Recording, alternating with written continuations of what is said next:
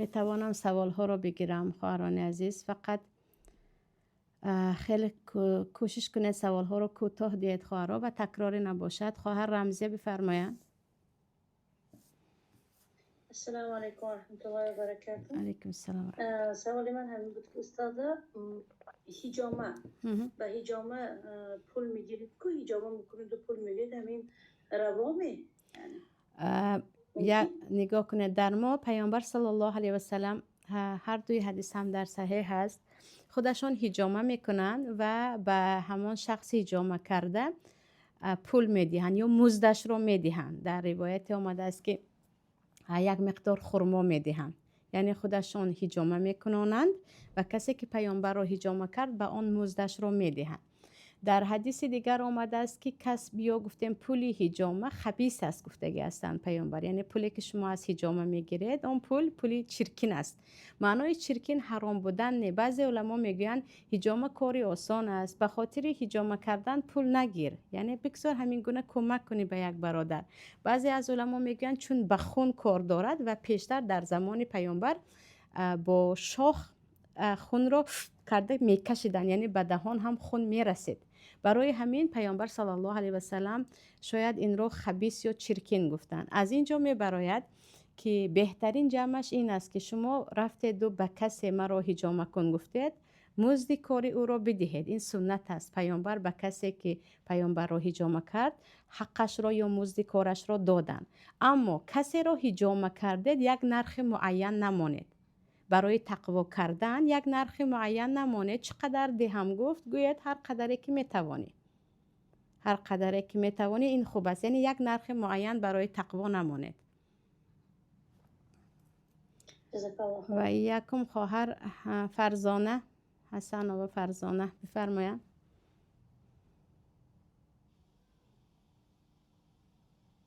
نیستن؟ خواهر زرینه با تاجیکی نوشتگی بفرمایید. من باشم. هم بفرمایید. سلام علیکم و رحمت الله و برکاته. علیکم السلام و رحمت الله. онлайн институт ба мехонам. вақте ки китобҳоя конспект мекунам, ҳамҷа бисёр суханҳои пайғамбар саллаллоҳу алайҳи ва саллам мебиён.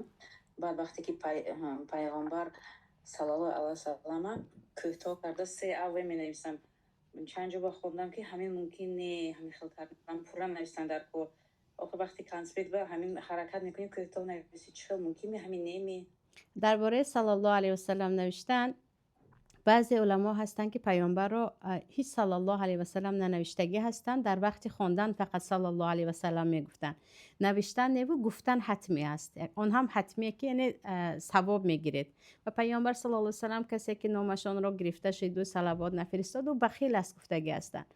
شما وقتی که می نویسید اما در وقت خواندن همیشه صلی الله علیه و سلم رو میگید، ان شاء الله بوکه ندارد. مادامی که میگوید نوشتن چی میکند برای من وقت میگیرد. اما سیعه الکه یادآوری به صلی الله علیه و سلم است. اگرچه بعضی علما بی آدابی میگویند، به نظرم همانقدر گناه کلان است، برای اینکه در حقیقت بعضا هر بار صلی الله علیه و سلم نوشتن خصوصا در وقت ملخص کتاب ها وقتی زیاد میگیرد. سلامت باشد. خواهر مدینه، خواهرایی که رقم فقط هست من نامتان را نمیخوانم. خواهر مدینه بفرمایید. مدینه علیه بنوشتگی. السلام علیکم. و علیکم السلام. تشکر زیاد برای بسیار فایده ناک بود این صحبتتان که رسما به همین حاضر تیم سخت و در کار بود.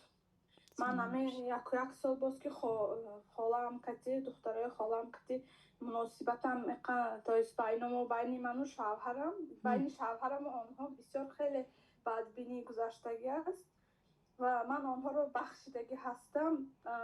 میخوام که با آنها گپ زنم چی کنم، اما شوهرم نمیمونن. از یک طرف مادرم مسئله و میکنن که خالت کلان است، مثال گپ زنن چی کنن. منم در گروپ گپ میزنم با خالم، مثال گروپ داره مینویسم سلام علیک میکنم، اما وقتی که به خودشان زنگ میزنم مینویسم شوهرم خیلی غضبی میشوم. و نزدیکی کودکدار شدم و خالم دختر خالم نویسید که آدرستم تد ما دیدنی میرم، اما شوهرم نبیایم. گفت برای من خیلی سخت است. نمیدونم چیکار کنم. از یک طرف حق الله تعالی که مناسبت خیش تبارو نکن گفتگی، از یک طرف فرمان برداری شوهر. استاد جان یک مسئله میداده چیکار کنم در همین حالت؟ خواهر مدینه، اولا خوش به حالتان که میدانید که صله رحم چه است و اینجا حق پروردگار است. دویم، برادرانی که زن خود را از صله رحم باز می‌دارید، راست یعنی میگید من اینجا سبب دارم، من برای چی این رو کردم؟ به خاطر اون که آنها به ما ضرر رسانیدند. در دنیا کیست که ضرر ندیده باشد؟ یعنی اکثری وقت بالاترین ضررها رو نزدیکترین ما میزنند و مسئله صله رحم از مسئله فرض الله است و حدیث در بخاری هست که هر کسی که الله میگوید هر کسی که صله رحم را محکم بدارد من هم با او محکمم، من هم در رابطه با او هستم. هر کسی که صله رحم رو کنده میکند من هم با او رابطم رو کنده میکنم، یعنی به حالش میگذارم. و هر برادری که هر مردی که میگوید به خالت گپ نزن، به خاله بچت گپ نزن، یعنی با زنها با مردها که فقط یک سلام علیک، با خاله بچه اما بچه هایی که مرد هستن با اونها از نزدیک معامله کردن چون نامحرمن درست نیست، اما احوال پرسی به شرطی که به فتنه نبرد با که ندارد. یعنی هر شوهری که میگوید با برادرت، با خواهرت، با پدرت، با مادرت گپ نزن، آنها به ما اینقدر نزدیک نشوند، به خانه من نآیند، خانه من. گفت به این حق دارد، در حقیقت صاحب خانه شوهر است، اما با آنها حتی سلام علیک نکن، احوال پرسی نکن، به این حق ندارد، به این گناهگار میشوید. یعنی این پافشاری به فرمان الله است، این متکبری بالای الله است که الله هم تو اگر گفته باشم اینجا گپ من است، نعوذ بالله. انسان به کفر می رود. هر کسی که میگوید صله رحم فرض باشد هم من نمیخواهم تو با خویش تبارد که آنها این گونه هستند نزدیکی نکنی. خیلی گفتم همه خویش تبار یک مشکلی خود را دارد، کسی نیست که از بین ما از خویش تبار خود مشکلی ندیده باشد. برای همین کاش مردهایی که این چیز را میگویند از الله بترسند و به خود آیند که در گناه کبیره هستند و نعوذ بالله در جنگ با الله هستند، با قانون الله. دویم، خواهر مدینه، آنها به خاطر اینکه خانه شوهرتان است آنها میتوانند نآیند. به خوبی بفرمایید که به نزدیکی انشاءالله وقتی مناسبت ها با شوهرم خوب می شود حتما می آید، اما سلام علیک کردن و احوال پرسی را اگرچه شوهرتان میگوید هم کنده نکنید، لیکن در حضور شوهرتان نه. یعنی این به خیانت نمیبرد که وقت شوهرت نیست از احوال خالت بپرسی، با او سلام علیک کنی، اما مادامی که به خانه اجازه نمیدهد شما میتوانید یک مقدار یعنی انشاءالله که امیدوار هستیم که شوهرتان اصلاح می شود و از این راهش بر می گردد، یک مقدار یعنی برای به خانه دعوت کردن خودداری کنید، اما سلام علیک را نگه دارید. و همون گونه که مردها هستند زنهای هم کم نیستند. خواهران، زنهایی که میگویند با فلانی خویش و تبارت من قهریم، به خانه نآید، درباره آنها گپ نزن، به خبر هستیم که چقدر به گناه بزرگ دست زده ایستادیم. شما حق دارید بگویید که آخر از آنها خیلی ضرر دیدیم. چه خیلی گفتم مگر پیامبر از خویش و تبار خود صلی الله علیه و سلم ضرر ندیده بود؟ از خویش و تبار همه ضرر میبیند. ما از آن ضررها نه، ما از چگونه با آنها رابطه را نگه داشتیم پرسیده میشویم و به همان رابطه هایمان در نزد پروردگار اجر میگیریم. و چه خیلی که پیامبر گفتن با خویش و تبار معامله خوب کسی که دارد عمرش دراز میشود، رزقش با برکت میشود، یعنی پول و مالش زیاده میگردد و حتی دیارها آباد میگردد، شهرها آباد میگردد به خاطر معامله های خوبی که با خویش تبار داره. خواهر ام احمد بفرمایند. ام احمد با تاجیکی نوشتگی. سلامت باشید ام احمد. علیکم السلام و رحمت الله و برکاته. استاد جان جزاک الله خیرا. اولا بعد سوال من درباره روزه بود. روزه را شما گفتین وقتی زن قرضدار باشه باید تا ماه رمضان این تمام کنه. یعنی من در حامله داری هم روزه ماه رمضان را از حسابی به خود خورده بودم و حالا بشد بودکم یک سال 3 ماه است که من تا حاضر روزه قرضم نگرفتم. یعنی سالی یک سال بینه از این پیشش را از حسابی به خودی و شیر دادنی بودکم انشالله که گناهگار نمیشوم یا باید همین ماه گرفته تمام 1 سال و 3 ماهه و محمد کودکتون کلان است الکی و چیز خورده میتواند شما روزتون بگیرید. حامله داری چیز دیگر، کودک 4 ماهه 5 ماهه چیز دیگر، 1 سال و 3 ماهه عرفاً همه میدونیم که خوراک خورده میتواند. یعنی این دیگر بهانه شده نمیتواند. روزتون رو بگیرید تا رمضان.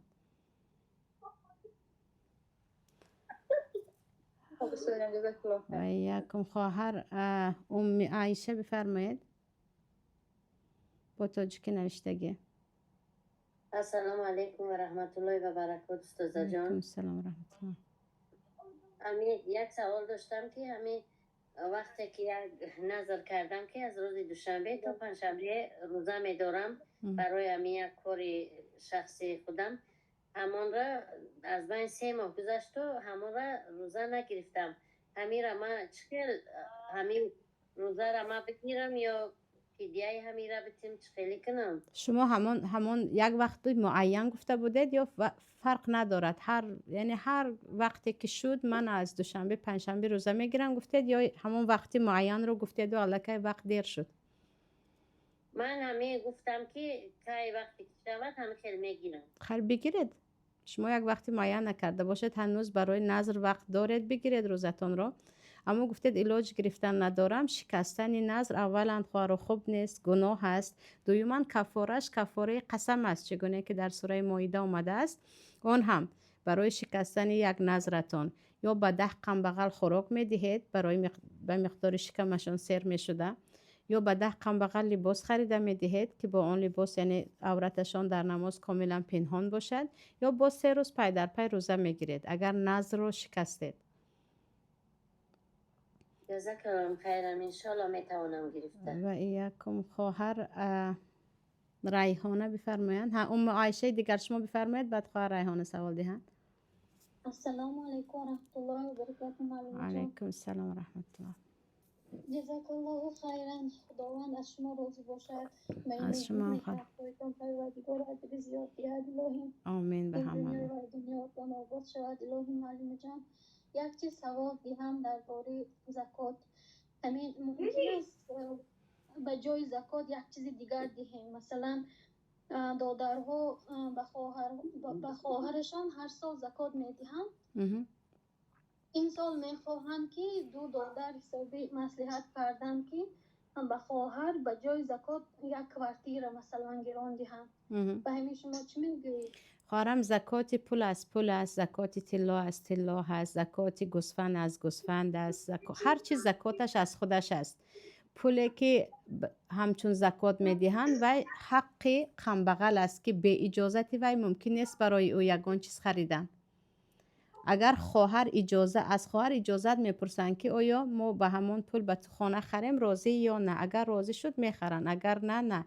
یعنی به اجازت طرف زکات گیرنده از نام او چیزی خریده دادن ممکن نیست. زکات نقد داده می شود.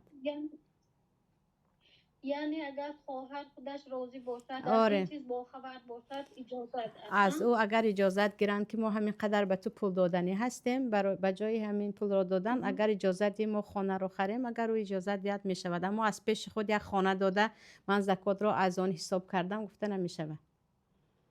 زکات عبادت است و هر یک چیز نقد خودش رو داره. و یکم خواهر ریحانه بفرمایید.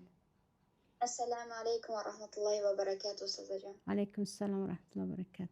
استاد جان سوال من همین بود که من میتوانم که به پدر شوهرم که اون کس قرآن کریم رو با زبان عربی خونده نمیتوانم، من ختم کرده ثوابش رو به اون کس بخشم. زنده هستن؟ بله زنده هستن. برای زنده ها نمی شود. برای زنده ها نه برای زنده ها کارهای ثواب رو بخشیده نمی شود. و جز حج که او هم خودش اگر نتوانند به شما پول میدهد که از نام من حج کنم و قرآن خواندن و نماز خواندن و روزه‌گیری به جای یک زنده نمی شود. ممکن نیست. و یکم سلامت باشد. خواهر منصور نوشتگی خواهر شما بفرمایید. سلام علیکم. علیکم السلام و رحمت الله. استاد جان همه وقتی که در نماز ما روی جای نماز میپریم حتما نسکی پوشیدن لازم است؟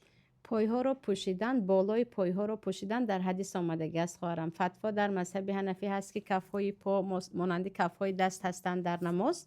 اما به تقوا نگاه کنید، وقتی سلمه از پیامبر صلی الله علیه و سلم میپرسند که با یک کرته دراز نماز خوانده می شود، پیامبر میگن اگر بالای پایهایتان را محکم کند، یعنی انگشت ها ننماید، اگر برای همین تقوا کنید و بالای پا را پنهان کنید. نباشه نسکی لازم است یا نسکی پوشید، آره، کرته دراز نباشد، آره، نسکی پوشید، این تقوا هست. خب رحمتی کلام. سلامت باشد. فاطمه نوشتگی خواهر بفرمایید. السلام علیکم و رحمت الله و برکاته. استاد جان. و علیکم السلام و رحمت الله و برکاته. استاد جان یه سوال داشتم. استاد جان همین حاجی وایش دیگه بود اصلا ها و گردن بندهایی که بانکلیک میگن مقصد همون جایی داره مبروزه مقصد ایوی موچ دیگه چی دارن؟ بانکلیک میگن شاید که مقصد که منافع بیگل میگن نه که مقصد که کرس بوری میگن. نه، مادامی که میگید که او با کرس مانند است نگیرید، تقوا کنید مد باشد هم. مادامی که میگید که با کرس مانند است، همین چیز با کرس مانند است، اجازه یعنی نگیرید همون چیز رو، تقوا کنید. اگر چی گفتید نه این هم با گل مانند است هم با کرس، مادامی که میگوید نه با کرس مانندی زیاد دارد نگیرید. خواهر ام احمد با عربی بفرمایند.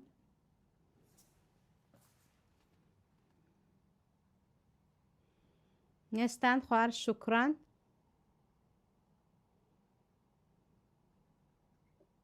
استاد جان بخشید. خواهر شکران بفرمایید. دیگر رو میکروفون محکم کنید خواهر.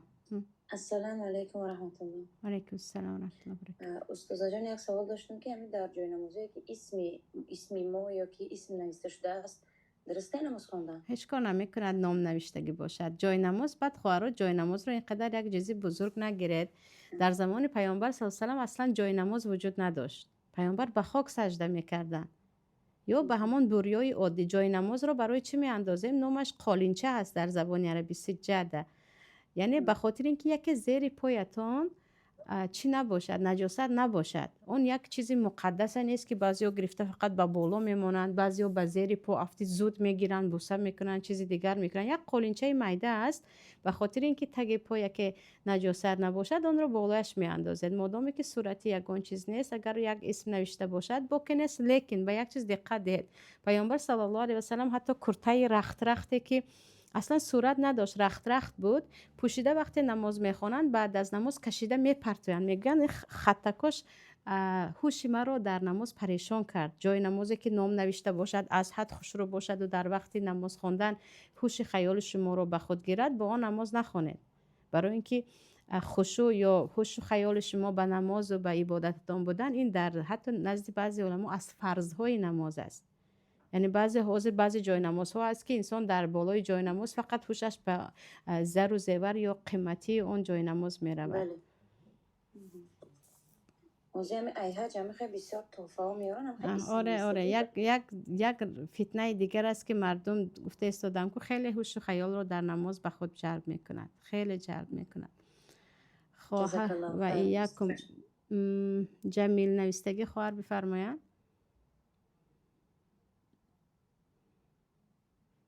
السلام علیکم و رحمت الله و برکاته. و علیکم السلام و رحمت الله و برکاته. استاذه ما کمتر تجارت مشغولم، در مسکو قرار دارم. ای داغستان نقره و طلا زکات میکنم آنلاین. همه من نمیدونستم، تا وقتی نمیدونستگی من زکات میکردم، میگرفتم ایجا. هوای من گفتن که وقتی که باید طلا دست به دست، طلا و نقره دست به دست خریده شود. همین سبب ما چی کردم، بس کردم همین خریدن. گفتم یگان کس سوال تیم که مقصد چی میشه خیلی در وقتای پیغمبر نبودگی که تلفن آنلاین خیلی چیزا همین گفتم آنی خودم. خارم پیامبر صلی الله علیه و سلم از ذهب و بالذهب و الفضة بالفضة یدا بید حقا بها حدیث صحیح هست که وقتی که طلا رو به طلا میفروشی، یعنی با اون طرف طلا میدی یا پول رو به طلا میفروشی یا نقره داده طلا میگیری. مهم پول، نقره، طلا این چیزهایی هست که همچون چیز حساب میشود، یعنی نرخش در داخلش هست، مانند برنج و اردو این چیزها نیست. یعنی طلا میخری یا طلا رو به طلا عوض میکنی یا با نقره طلا. مهم در خرید و فروش نقره و طلا دست به دست تو میدی اون میگیرد گفتگی هستن. من طلا رو میگیرم پولش رو بعداً میدهم یا پول رو میدهم طلا رو بعداً میفروشی. درست نیست. اما چیکار کنید در اینجا چیکار کنید؟ شما میتوانید به آن طرف شرط ببندید که همان زمانی که تو طلا رو به پوچتا به من گسیل میکنی، همان لحظه گسیل کردن من به تو پول رو میاندازم. گویا که وای همان زمانی که پول رو به پوچتا داد، پوچتا وکیل شما حساب میشود، یعنی یک دست شما حساب میشود. فهمیدید؟ همون لحظه ای که تو دادی من از اینجا پول میدم، نه اینکه تو طلا رو فرستان من بعداً پول رو میدم یا از عکسش ممکن نیست در این وقت. یعنی بهترینش در اینجا به خود همچون همون نفری آورنده رو وکیل گرفتن است که وکیل هم مانند شما حساب می شود. او به دستش گرفت، همون لحظه شما به او پول رو می دهید. بعد استاذه ما قرض بسیار میتیم، وقتی که من میگیرم همین چیزا میخرم، در اینجا زنای ما هستن که میشناسم موزه مقصد استاذه کم کم میتیم. ممکن نیست، تماما ممکن نیست. طلا و نقره رو تقسیطی فروختن عموما ممکن نیست. من میدهم تو پولش رو کم کم میدهی، این به طلا و نقره ممکن نیست. تماما ممکن نیست این چیز. اینو ریبا میگن پیامبر صلی الله علیه و آله، برای اینکه نقره و طلا نرخش بازی کرده میسته. تماما ممکن نیست که شما کم کم پول نقره یا طلا رو بدید. به یک لختی دست به دست باید فروخته شود. جزاک الله خیر. و ایاکم. سلامت باشید. خواهر نگاره بفرمایید. السلام علیکم و رحمت الله. و علیکم السلام و رحمت الله. سوال ما همین بود استاد جان که امام وای داره ایپاتیک داره، میخواه که حج بروه. آخه امی زنکو گفتنش که شما ایپاتیک داره، اینا که مقصد قرض داره ممکن نیست زیق شده که روزا میخواه کرده. و من گفتم که خیلی معالی میپرسم و میگونده و چند بار من وای کرد که پرسیدی. ایپاتیک خواهرم، ایپاتیک قرض است. آدم قرضدار برایش حج فرض نیست، برای او دادن قرضش فرض است. پره قرض ها رو بدهند بعداً به حج روند. اما گفتن ایپاتیک رو به 20 سال و 30 سال گرفتن. درباره حرام بودن ایپاتیک ما گفته گذشته بودیم خواهر، یک بار دیگه تکرار نکنم. اما گفتن من 20 سال 30 سال میدهم تا وای پول خودم در یک طرف ایستاده است. در اینجا حج کردن باکی نیست، اما گناه ایپاتیک هم این طرف بزرگ است. بهترش به یک بارگی علاج محکم کردن باشد. اول پره از ایپاتیک خلاص شوند که این قرض ریبوی است، نعوذ بالله. یعنی آدمایی که ایپاتیک میگیرید من نمیدونم با کدام امید، سبحان الله، یعنی پروا نکرده من این کار میکنم اون کار میکنم ایپاتیک دارم گویان میگردن، در حالی که در جنگ با الله هستن. آنهایی که با ایپاتیک مشغولن، این ریبای بر الله هست. فإن لم تفعلوا فأذنوا بحرب من الله و رسول میگوید الله. بس نکردید دادن و گرفتن رو، به جنگ الله برخیزید. خب استاد جان هزار رحمت. سلامت باشید.